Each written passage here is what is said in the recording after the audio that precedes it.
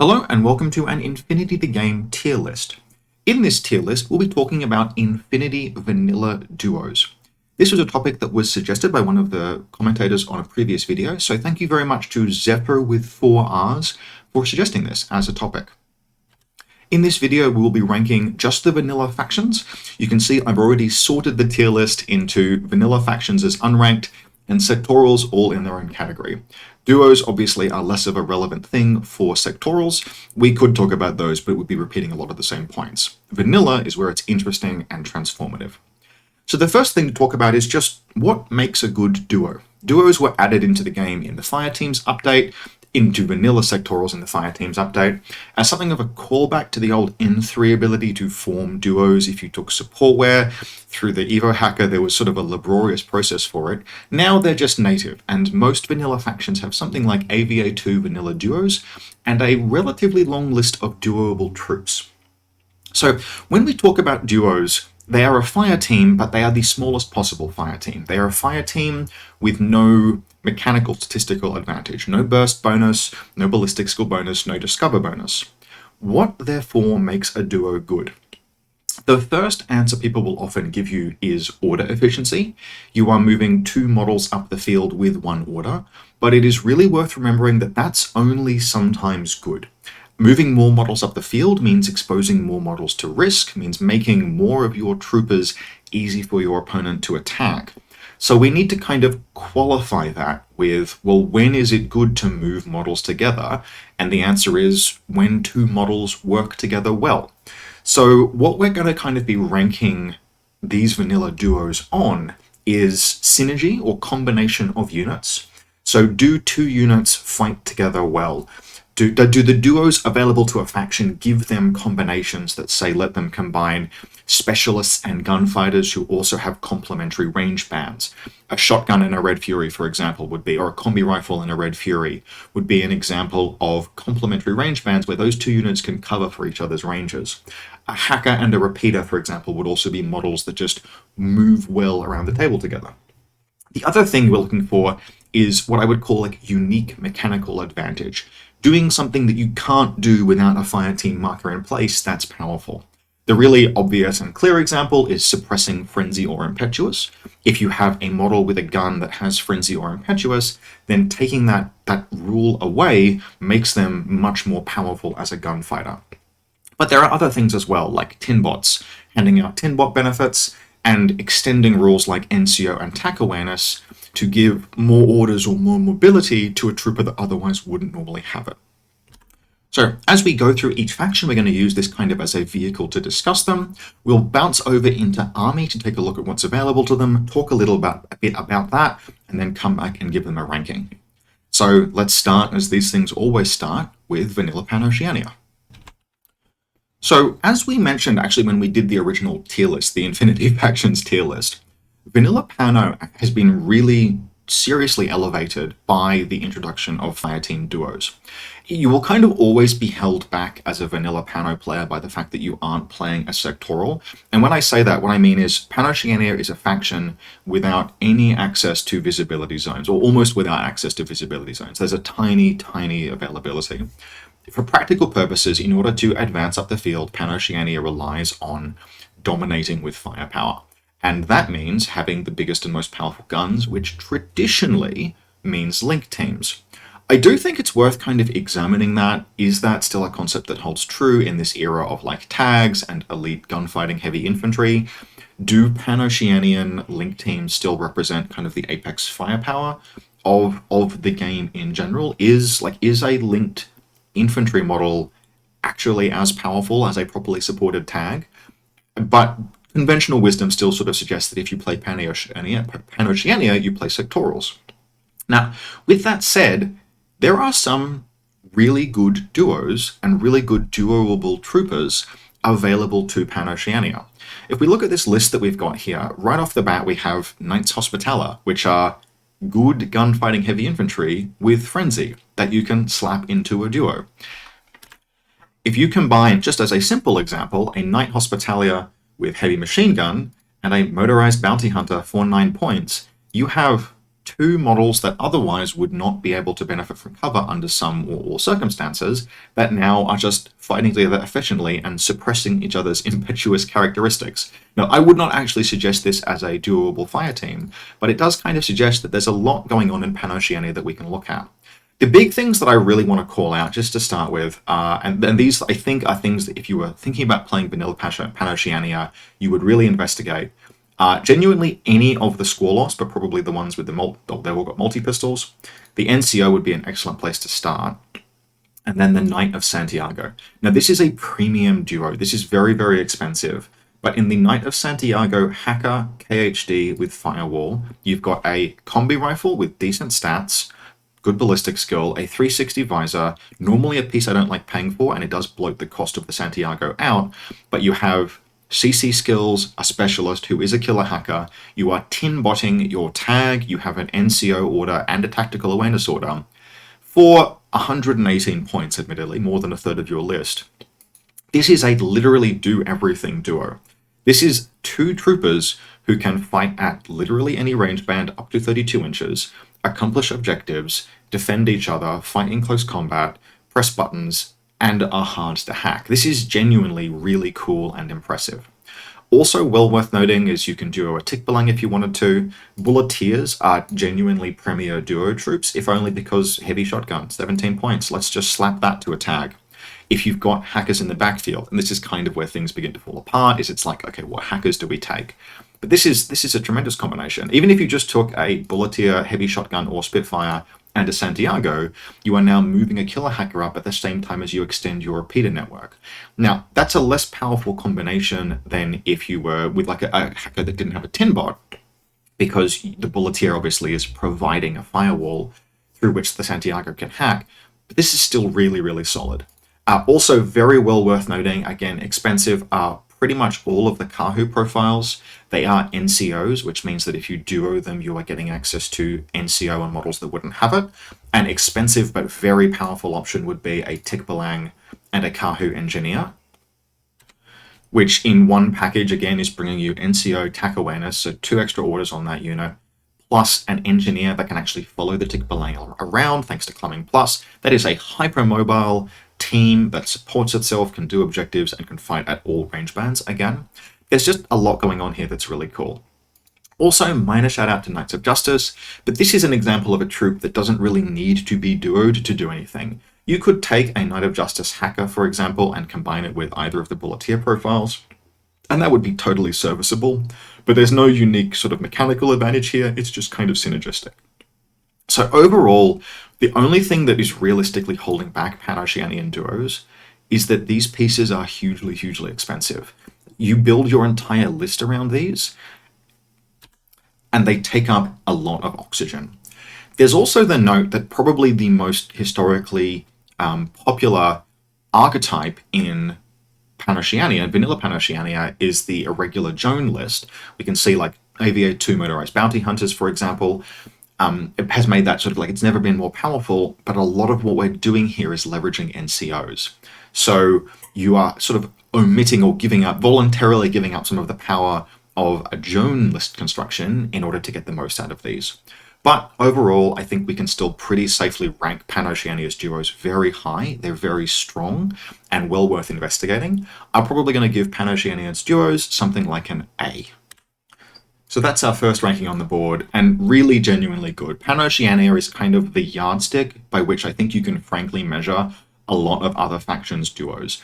They do everything that you want, and the only reason that we don't see a lot of vanilla PanOceanian duos is that we don't see a lot of vanilla PanOceania, and that really is probably something that could stand to change. So next, let's look at Yuching. So vanilla Yuching has an even longer list, one of the longest list of duoable troops. But having played quite a bit of vanilla Yuching since the Fireteams update dropped, what Yuching really has is they don't so much have Fireteam duos as they have Sujan force multiplication duos.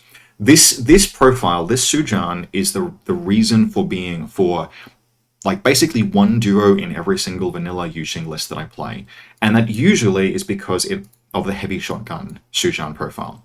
Now, both Sujan profiles are hugely viable. It's a very, very, very good piece that has gone from strength to strength in ITS seasons as that multi-terrain keeps being relevant. But the existence of duos, the heavy shotgun profile, I think leverages the Sujan's unique kit the best. You can find a bunch of good Spitfires and sort of gunfighters in vanilla Yuching, but close assault is, I mean, you can also find good close assault in Yuching, but close assault is what this profile, this speed, climbing plus, and durability excels at. So I personally prefer the heavy shotgun profile. Also, it's cheaper. The use of duos in Yuching, therefore, can really center around force multiplying this Sujan, and you do that in two ways. The first thing you do is you can add a gun to the Sujan, that there's in a trooper that can escort the Sujan that can provide that longer range firepower, usually out to about 24 inches, but sometimes beyond. But you can also really heavily leverage NCOs. In PanOceania, we saw a whole bunch of good linkable NCO troops, but there was less sort of requirement for them. You don't have Lieutenant +1 order profiles really in PanOceania, and if you're playing vanilla, you may well be playing Joan, which means that you already have a really productive use for your Lieutenant order, but that is not so much the case in Yuching. In Yuching, we have the Daoying operative control device, which for 22 points gives you a Lieutenant +1 order profile under camouflage. It's an exceptional profile. 22 points for effectively 3 orders, if you can leverage them, is great. It keys into sort of vanilla Yuching as a faction. I do not always take this as a profile, but since duos dropped, I take it far more often. And usually that means taking 1 or 2 NCOs. My current favorite NCO is Bishia, but she's not available in duo. But the Moang is just an easy and dependable choice. Any of the NCO Moang profiles, Spitfire if you can afford it, but usually Red Fury if you can't, complements the Sujan hugely. Now, the thing to note, this duo is one of the best duos in the game. It comes in at less than PanOceania's really expensive ones, but it packs a tremendous punch. It gunfights, it spends orders really, really effectively, and the Moang's access basically to 2 NCO orders through the Daoying allows the Sujan to just be catapulted across the board, no pun intended, at tremendous velocity. This is not usually a duo that actually stays intact that far into the game. On a lot of occasions, I find that the Moang will spend 2 NCO orders on the first turn pursuing one objective, and it will just use those to move the Sujan off in another direction, ready to attack or spend orders later in the turn or in the game. But in terms of unique mechanical advantage, being able to, just if you need to, being able to spend 12 or 10 after command token usage, 10 orders on the Sujan on the first turn through having your orders stripped is tremendous.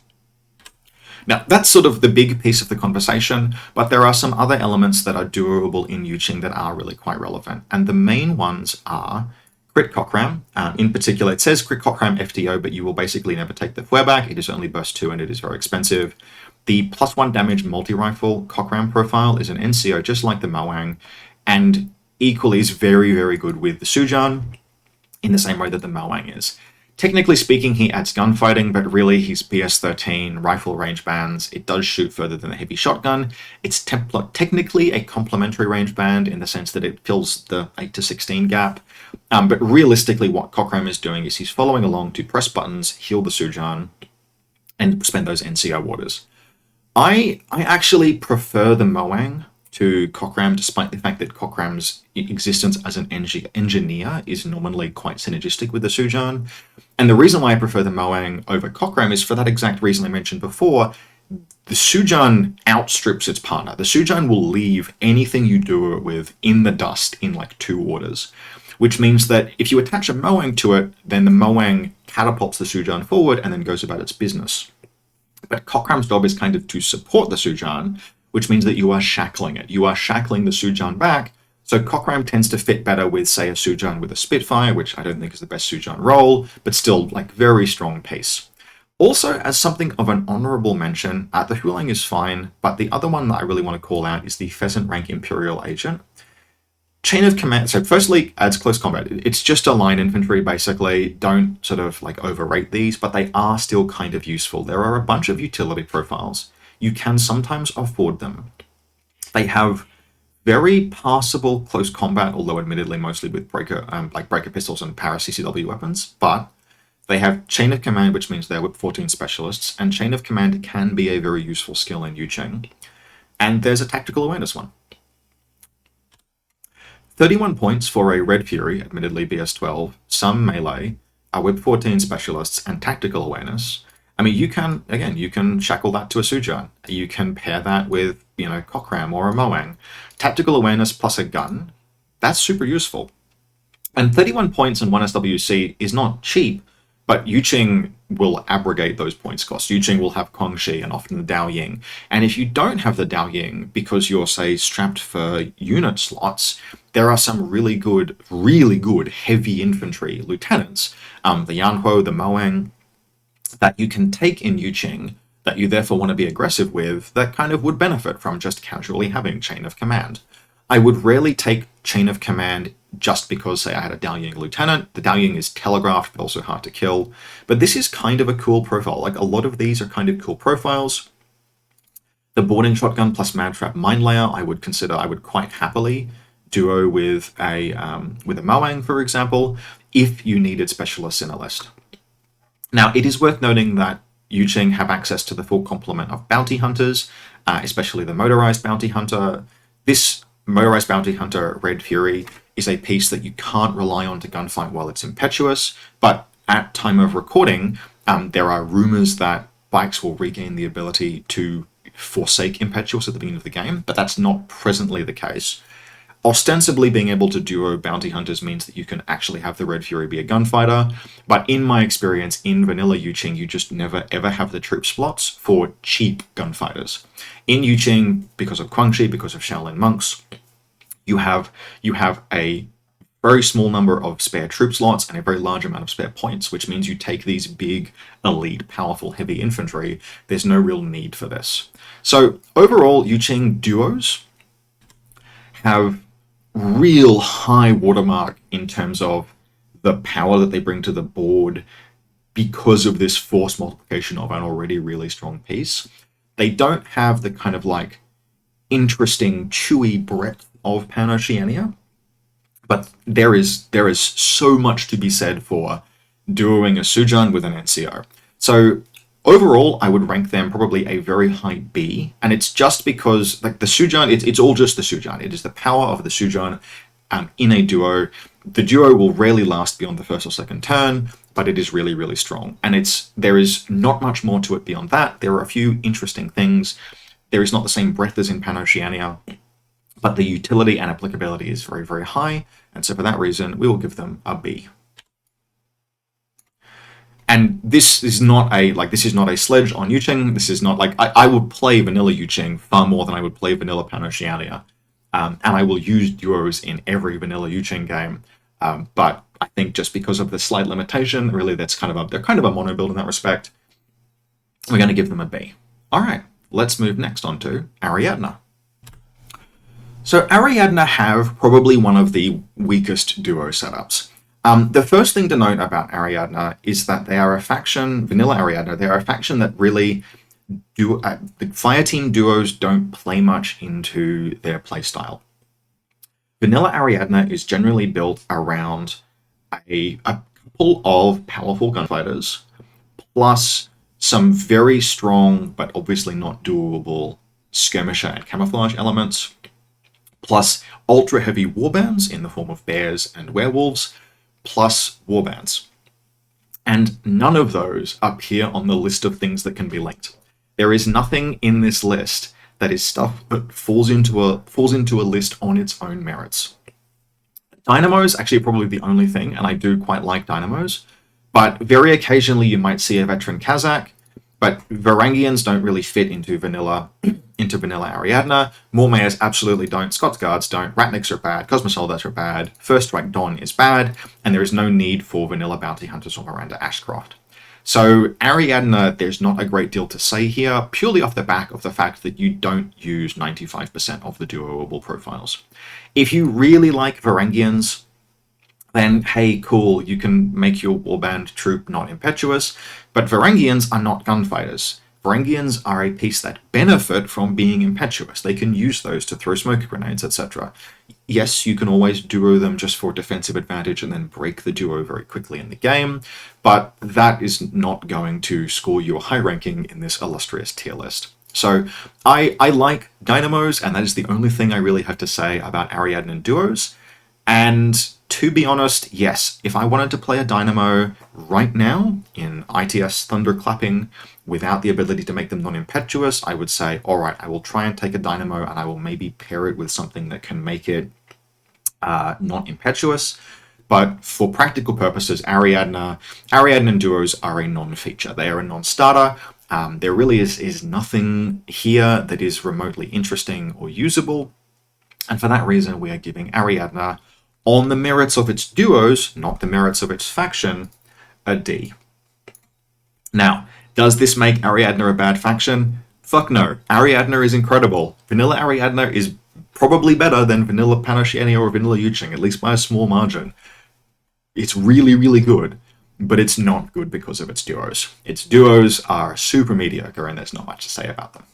All right, up next is Haqqislam. Haqqislam are one of the first factions that I played duos with, and the more I play them, the more I like them.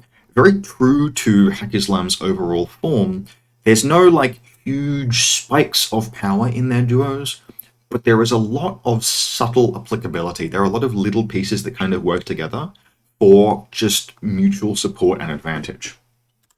The list of troops that they have access that they can duo is actually surprisingly long, and a surprisingly large number of them you will want to have duoed. Now we can eliminate a few like elements from the duo list immediately. Lassics are kind of fine, but there's no need to duo them. Govad are bad. Alpha Sid are very bad. I don't know why you would ever duo a guided missile remote, because there's almost nothing on here that you really want to suppress the impetuous on, except for one thing, which we'll get to. But setting those aside, there are some pieces on here that are really, really solid. So just to start with, it's the Asawira. Hey everyone, remember the best heavy infantry for cost in the game? Like, just about. There are pieces that are higher watermark than the Asawira, but in terms of what you get for the cost, there's not a lot that's better. The AP Spitfire Asawira is the, like, you know, go-to popular piece, and its only downside is that it's a frenzy gunfighter, which means that after it scores a kill in the states phase, it will enter into the impetuous state, and being able to combine it with literally any piece on this duos list to suppress that impetuous is strong. A popular choice before ITS season thunderclapping was the rifle light shotgun Rafiq, and that piece has tactical awareness now. Also, you can have one with a Red Fury. The Rafiq is exceptional. I have tried both of these. I have not tried the 14.1 since the ITS seasonal update that gave attack aware and marksmanship. I have tried the Red Fury. I think I might actually prefer the rifle light shotgun. It is super, super cheap. 20 points you can't not get use out of. You have to justify 20 points. But I can slap 14 points in a list for 2 orders and be very happy with that. However, I don't generally take the Asawira AP Spitfire.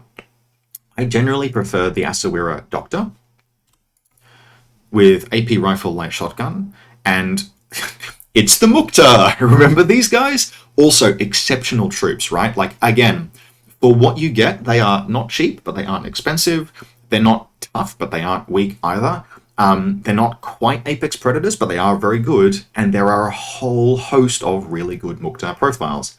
The Doctor is great, the Hacker is great, the MSV2 is great. One of my favorite duos, like, comfortably, and one which actually exemplifies synergy between 2 models, is the Mukta MSV2 Red Fury and the Asawira Doctor. When you combine these 2 pieces, you get so much overlapping value. So firstly, they move at the same speed, right? Like they're 6'2", which means that they can walk around the table very complementary to each other. They have very complementary range bands. They have complementary ammunition types. One of them is close combat, one of them is not. One of them is a no-wound incapacitation shock immune gunfighter, and the other is a Doctor +3. You have a specialist, you have MSV. There are so many bases. You have armor piercing and shock. There are so many bases that are covered by these 2 pieces together. You even have the advantage of the Asawira in close combat, because they mostly have shock CCWs, are just a little bit short of like really, really punchy in melee. But when you have a no wounding cap Shockamoon troop that's moving at the same speed as you and just bails into close combat as well, the Asawira like hits really hard. I don't care if it's only shock ammunition, if it's burst 2, CC23 martial arts 2. I have a lot of good things to say about this, and it isn't even the end of the cool link options. You have linkable tags. Again, the Rafiq remote plays a lot of a part here. I also want to call out the Mukhtar hacker, which I mentioned before, but this piece is just a classified duo extraordinaire.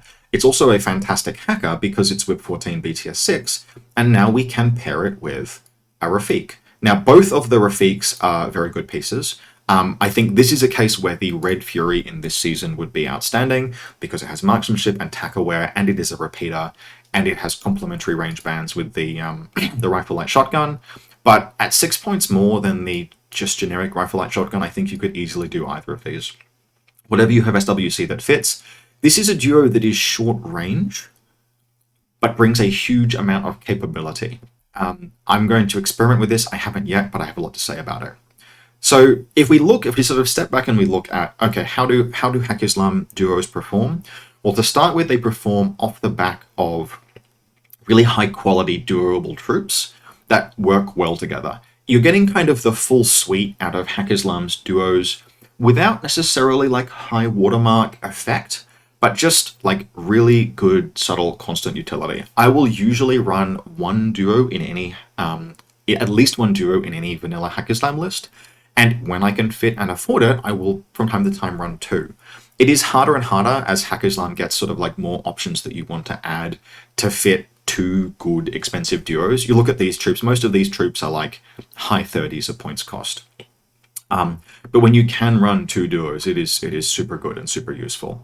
I have not experimented a great deal with the Shakush. We also haven't even mentioned the Namur is a piece that's I have consistently gotten bad use out of, but there's tactical awareness profile. It's got a breaker rifle. It's surprisingly good in close combat. There's a Spitfire profile. That's what I tried to use. It was super bad. But the Namur is another piece that is well worth considering. Again, the most expensive of any of the pieces we've seen so far, but totally worthwhile. Both tags are on this list as well and might see some play if you wanted to, make close assault work with a Magariba. Not how I like to use a tag, but you can easily staple a Rafiq to it. There's just there is a lot to be said here. I think Haqqislam's duos top out slightly below PanOceania. I think Vanilla Haqqislam is a better faction than Vanilla PanOceania, at least by a small amount. But I have a lot good to say about them. The duos do a lot of what I want duos to do along a lot of different axes. And so for that reason, we're going to give give Haqqislam the second A in class. So next is Vanilla Nomads. So there is a lot good to say about Vanilla Nomads generally. They are, again, one of the strongest vanilla factions, but their duo list is short. Now, it's short and it's not populated with bad elements, though. But there's only going to be so many permutations here. All of these, except the Bounty Hunter, which you will very rarely take, all of these potentially have some utility, but the most interesting fire teams in Nomads tend to start with a Gecko. A Gecko is a cost-effective, tough, okay gunfighter that brings a lot of the benefits and weaknesses of a tag. And there are a surprising number of pieces here that can complement a Gecko if you are so inclined. Now, just to start with, Taskmaster and Krizaborek are pieces that I would not typically see in a duo. A Krizaborek is usually taken in the HMG profile, and it doesn't need a duo. It is hanging out in the backfield, taking shots at long range. You can absolutely close assault with the Krizaborek, thanks to the Burst 3 heavy pistol, but it's not a piece that leaps out for a duo, and Taskmasters are kind of bad. If you were desperate, yes, you could. Okay, heavy shotgun and crazy koala, that is absolutely not a bad piece to bring along with the Gecko if you want a proper close assault, but this is going to get hacked to shit. However, there are some other pieces that are quite interesting. I have not played this, but the Hollow Man, a few of the Hollow Man profiles, but especially the Hollow Man hacker, hey look, it's another hacker with a tinbot. That's really interesting. The Hollow Man Pitcher has a multi-rifle, it's very tough, and it's a piece that benefits from having someone else kind of move it up the field so it can get in range. The Cheer Killer is also a low-key surprise element. CC19 and Martial Arts 1 isn't particularly good as a close combat element. The multi-pistol profile obviously has the best close combat because it has +1 burst and access to DA ammunition. But this is kind of like trap level close combat until you get burst advantage, at which point it is surprisingly viable. If you've watched back in some of my battle reports, you'll have seen one of my regular Nomad opponents has experimented with a variety of Cheer Killer profiles duoing with a Hollow Man, and I was actually really impressed with that. I think the ones that you are looking for either the MSV2 Shock Marksman Rifle, probably being complemented by either the Hacker or Pitcher Hollow Man, right? So we're looking at complementary range bands there. The Pitcher has the advantage of the multi-rifle, which gives you AP rounds to complement the Cheer Killer's Shock. But a 25-point MSV2 is not to be sneezed at. And actually, like, turning on its melee and getting something else out of the orders that you spend on it was a niche pick. It was a bit of a vanity pick in the sense that when I talk about vanity picks, what I mean is something that is it's off meta and it's not necessarily purely optimal, but it is just good enough that if you learn to play it, you can get strong and efficient with it. And under those circumstances, those pieces become good because your opponents won't be familiar with them. And there's a lot to be said for like finding your lane and your pieces that work well. And this surprised me. I think there's also merit in Miranda Ashcroft in this particular case, just because we're coming back to the Gecko. Miranda is another piece, right? A bit like the Cheer Killer.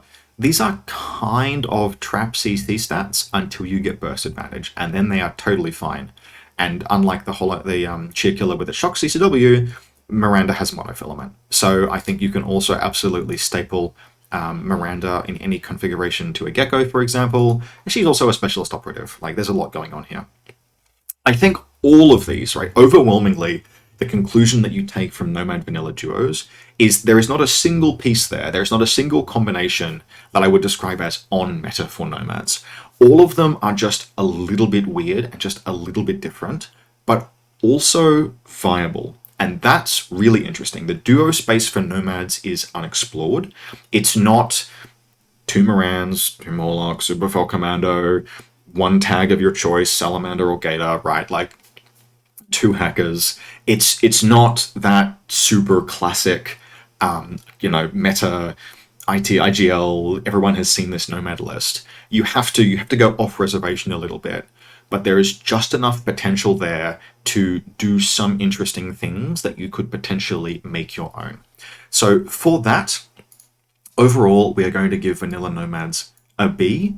Not the heights of power of even the Vanilla Yuching with the Sujan force multiplication, but interesting potential.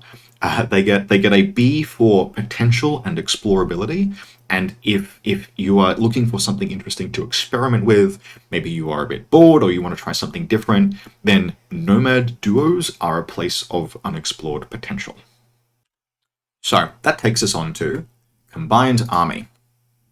That list is tiny and these pieces don't need duos. This list is trash. There is maybe something, the closest I have come to something that vaguely resembles a functional fire team is stacking tactical awareness between Suryats and a Raicho. That was it. That was all I could think of. Tactical awareness plus a tinbot plus a Raicho NCO lets you spend a lot of orders in one place. You can also have the +1 order Suryat if you wanted to do that. Instead, it's kind of the same thing, right? Like you've got a tinbot. This is not good. I wrote this list and then I never played it, and there's a reason for that. You can make some argument that, hey, you can have your Kurgat, it's an engineer. You can have your Kurgat hang out with your Raicho. Isn't that cool? You can have your tag escort your Raicho, escorted by an engineer. Except that one of the great benefits of the Raicho is that it is a tag that needs engineers less than almost any other tag. It can't be isolated. It's immune to critical hits. It's got fantastic fizz for resisting adhesive weapons. It's just gonna, it stands by itself, it's cheap, and it lets you fill out a list with a big gun.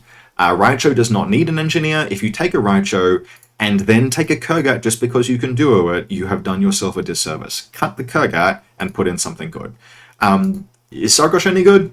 No, he's bad. Okay, cool. So, combined army, because there was one duo that was kind of interesting, we are going to rank them slightly higher than Ariadna at the top of the D. Much like combined army generally, one big D. Okay, over to Aleph. So at this point, I have a confession to make. I hadn't looked at Aleph's duos until literally right now. That's trash. Wow, that's a list of pieces that I don't want to take, and if I did want to take them, they have no synergy. You might have some argument for. The best I can say about... So, firstly, you don't really take Asura in vanilla. They are a... You take the Lieutenant profile in OSS. I don't hate this, but you're not taking it. If you want to play an Asura hacker, you play OSS. The closest I can say to this has some potential in Aleph's Fireteams is that this might actually be a home for the one of each motorized bounty hunter team for as long as you can't otherwise get rid of impetuous. This is a team that probably fits better into Aleph than anywhere else except maybe PanOceania. And the reason for that is that Aleph has some real top-end pieces. Like, this is the faction of Achilles and all of the things that are like Achilles. But filling out to 15 points in Aleph can mean, like, I see a lot of Aleph lists, at least locally, that are like filling up on probots. There are lots of pieces in vanilla Aleph that, like, this like fat bottom end that is very vulnerable to something like gutting the backline, and they don't otherwise have kind of conventional warbands. Really rapid assault by Aleph, it can be done by a variety of different pieces, but maybe motorized bounty hunters as, what's this? This is 25 points for 2 troops. Otherwise, you're usually only running maybe 1 irregular troop, the Libertos. Why does vanilla Aleph have the Libertos? Anyway, so the low irregular count in vanilla Aleph means that you can kind of afford these, and they are cost efficient. They're very cost efficient attack pieces that can be duoed. You can break the duo if you want to be impetuous, or you can re-establish a duo if you want to be able to gunfight with whichever of them has the best gun, because one of them may have rolled a HMG. But this is not a strong duo. These guys, much like several of the other factions, get a D. I think we're going to rank them right next to Combined Army. It's just not a faction that you are playing for duos. All right. Up next, and the probably biggest surprise contender, is Tohaa. So, vanilla Tohaa, I think, has the longest list of duoable things. All of these, like something has, in the Fireteam update, Triad Fireteams got extended to be either duo or Harris. And this list is long. They can have 2, right? Unlimited Harry's teams, but only 2 Fireteam duos. But this is the longest possible list of duoable troops. Now, it is definitely true to say that you will usually not duo troops in Tohaa, because you have unlimited Harry's teams, and it's how Tohaa are built. The ultimate classic Tohaa triad is Specialist Gunfighter McCall. There's not really any particular need to steer away from that. Just go ahead, just run lots and lots of Harry's teams. You don't need to run lots of duos. There's nothing to be said for Fireteam benefits. Yes, technically Nima is an Ectros. You could get +3 to Discover by combining her with other Ectros. Don't do that. However, there are just a couple of things to say here. The first thing to say is that although you have unlimited Harry's teams, you have unlimited triads, you only have 15 troop slots, and it can sometimes be awkward to fit that last triad into a list. In addition, there are a couple of troops that don't actually necessarily need to be in a Harris to do their jobs. And in particular, the Takwil Chain of Command Spitfire and the Kriegel Agent with Ferro Booster. Where are you? There you go. So, Both of these pieces do not need a triad to be fully effective. The tack wheel only gets +1 burst. Burst 5 is better than burst 4, absolutely, but it's not essential that a tack wheel be in a triad to be fully effective. And a Kriegel has a Thero booster, which is a technical weapon, which is a very interesting technical weapon. It's functionally a 2 dice on 16s, damage 16 gun, because it's a comms attack and it ignores cover. But it doesn't benefit at all from being in a fire team. Obviously, also the tack wheel is its own specialist, so the usual setup of specialist, gunfighter, McCall you don't need that because you already have the specialist and the gunfighter. Now, who would I suggest combining each of these pieces with? It's McCall. Viral or DA, your choice. I usually go DA, but we'll go viral because it was the easiest to click on. Both of these are highly viable duos. Yes, it would be good to give them a call +1 burst on its flamethrower, its contender, and its smoke grenades, but these are highly viable duos, which if you can't in any other way make the list fit, if you're at 15 troops and everything else is as you want it, you're trying to maximize the effect of a second combat group or the first combat group, or you're running more independent pieces, whatever. These by the standards of literally any faction, are highly effective duos. They do interesting things. They complement each other, right? Like we're stapling one of the game's best warbands to something that likes to have an escort, right? Something that likes to cover it in close assault, and that brings eclipse grenades. These are weirdly playable. Now, I don't think you need them, and frankly, in any list, you can probably improve these duos by adding another McCall and making them into a triad. But if you can't fit that McCall, if you're at 15 troops or there are no other points, these are weirdly viable. And so, for that reason, and that reason alone, we are rewarding the sole C of this tier list to Tohaa. In the duos tier list, Tohaa are kind of okay. Finally, we're on to O12. Alright, I have another confession to make. In my head, when I said the sole C of this tier list, I had mixed up Star Martyr's duos with O12's duos. Although we're not discussing the sectorals in this, I really like Star Martyr's fire team duos because they can duo Cyclops and Varangians, and I just like that as a combination. You can't do that here. I think you should still take Cyclops in vanilla O12. Cyclops Marksman Rifle is a Bag Marie on crack. But that's not in this conversation. However, just as we were talking about Aleph, this is a conversation we should talk about the motorized bounty hunter. O12 is a faction that really benefits from padding out the bottom end. There are lots of pieces in O12 that are good but fairly costed. Just about every gunfighter in the faction has you look at it and the package is like, that's totally solid. I really like that. How much does it cost? A fair amount. Damn. Which means that to fit the things in O12, like the new pieces, just as a brief call out, for those of you who haven't seen the new Lawkeeper profiles, yes please, I'll have 2 of these, thank you very much. Specialist, damage 14 combi rifle, chain rifle, multi-pistol, and then what's that? 2 sidebots, you say. So for 28 points each, I can have 4 sidebots in a list. Okay, let's combine that with 2 serious teams. Let's take the hackers, please.